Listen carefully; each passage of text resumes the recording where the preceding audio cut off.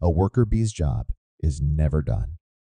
Read and listen story by Mumtaz Masood.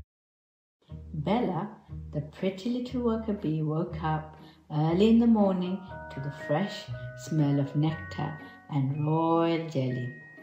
The worker bees, as always, were very busy. Some were cleaning out the beehive, whilst the others were in the kitchen making delicious food for the queen bee, whose job was to lay eggs. The queen bee had already laid over 1,000 eggs. Life was always buzzing in the beehive. A worker bee's job is never done, Bella chuckled to herself. She was very proud of being a honeybee and enjoyed making, well, honey. The queen bee was always very hungry and rather fussy. After laying around 2,000 eggs, she was famished. "What is there for me to eat today?" she asked. "I am ravenous." "The cooks have made lots of royal jelly, Your Highness," Bella told her.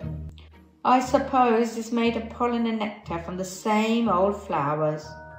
You worker bees only collect from daffodils and tulips. I need a bigger variety. I fancy some royal jelly made from the nectar of the narcissus flower," the queen bee complained.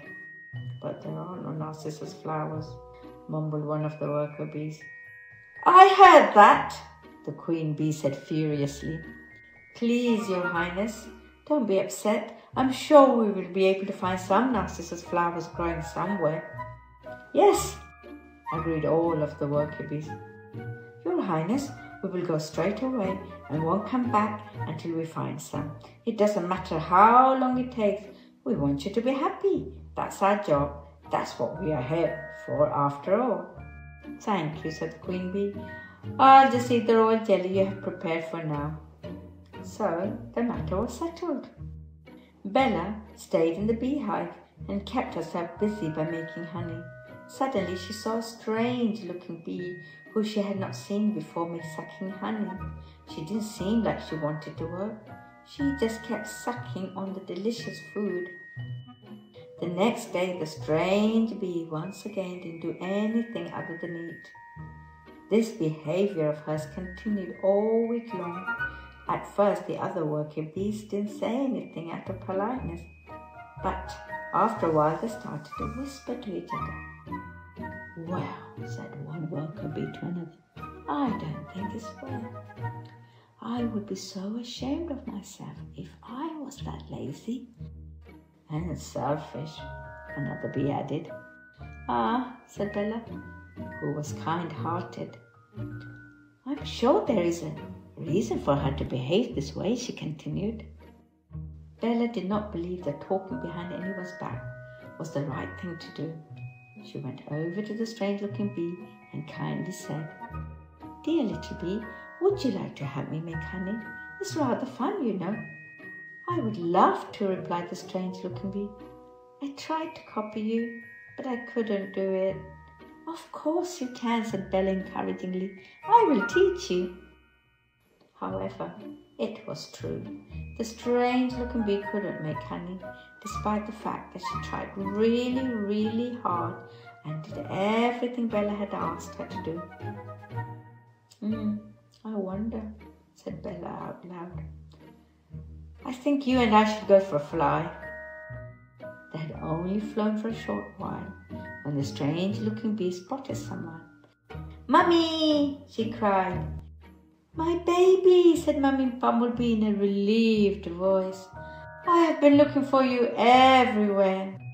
Suddenly, Bella realized that the strange-looking bee was different because she was a bumblebee, not a honeybee. "She accidentally came into our hive," explained Bella. "We thought that she was a honeybee." "Thank you for looking after my baby," said Mummy Bumblebee gratefully. "She looks so radiant and healthy." "It was my pleasure," replied Bella. "Please do bring her to our beehive again and take as much honey as you'd like when you come." Mummy Bumblebee smiled, took her baby bumblebee under her wing and flew off happily. Life was peaceful and calm in the beehive. The queen bee loved the royal jelly made from the narcissus flower and did not complain about the food anymore. The queen was happy, so everybody else was happy too. One day, when Bella, as usual, was busy making honey, she noticed a strange-looking thing with 8 legs and 8 eyes just outside the beehive, making strands of silk thread. Bella walked towards the strange thing and said, "Good morning. I am Bella the bee. Nice to meet you." "I am Anthropod the spider," he replied, and carried on making strands of silk. "You have nice eyes, Anthropod," complimented Bella. "I have 8 eyes to be precise, and I have the same number of legs too. Everybody thinks I have lovely eyes, but I can hardly see out of any of them." Seeing the sad look on Anthropod's face, Bella quickly changed the subject. "Tell me, what are you making? It's so pretty. It looks like strands of silk." "I am making a web, and you are right. I am making it with silk that is produced in my body. It's a very special silk that only spiders have," Anthropod replied proudly. "I wish I could do that too," said Bella. "It's so clever." "Thank you," said Anthropod, smiling happily. From that day on, Bella and Anthropod became very good friends. They were both fascinated by each other's talents. Anthropod was just as amazed with Bella at being able to make honey. Bella, however, did not like the fact that Anthropod used his web to trap little insects inside for him to eat. "We all have to eat, you know," Anthropod would say whenever Bella looked at him disapprovingly. "They're just tiny insects who do not feel anything and were created as food for us spiders. Besides, all living things will die eventually. Nothing lives forever." Life was good. Bella had become very good friends with Anthropod the spider, who she thought was very wise. They had a good bond together. But one day, everything changed. Bella woke up to find that all of the beautiful flowers, leaves, and in fact, every single bit of greenery had been eaten away. "What happened?" she asked, placing her hands over her head. "A swarm of locusts came at night. There were around 80 million of them. They damaged everything," Mummy Bee explained. "We are facing a famine. We're going to die," the Queen Bee screamed. As usual, nothing positive to say. "How is crying and screaming going to help?" whispered one of the worker bees under her breath. "I heard that," said the Queen Bee, and started to throw a tantrum. Bella tried to calm the Queen down. "Don't worry, Your Highness, we have a lot of honey stored." "That will do for the time being," agreed all of the worker bees.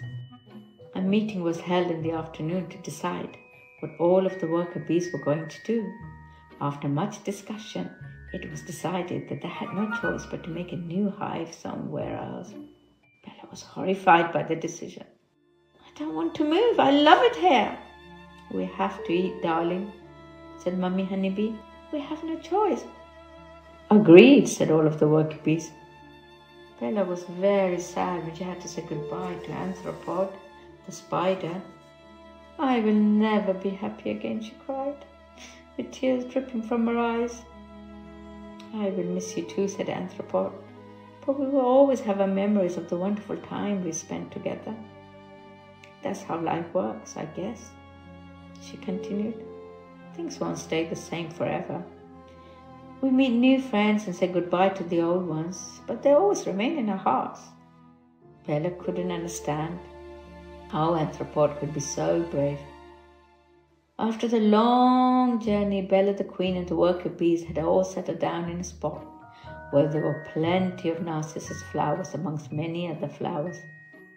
"At least now we won't have to travel too far to collect nectar and pollen," said one of the worker bees, relieved. "Good evening," said a bumblebee, whose face seemed quite familiar to Bella. "Welcome to the neighborhood." "Good evening," replied Bella, as she turned around to her mum and said, "I think I'm ready to make new memories, but I will always remember Anthropod and all the good times we had together."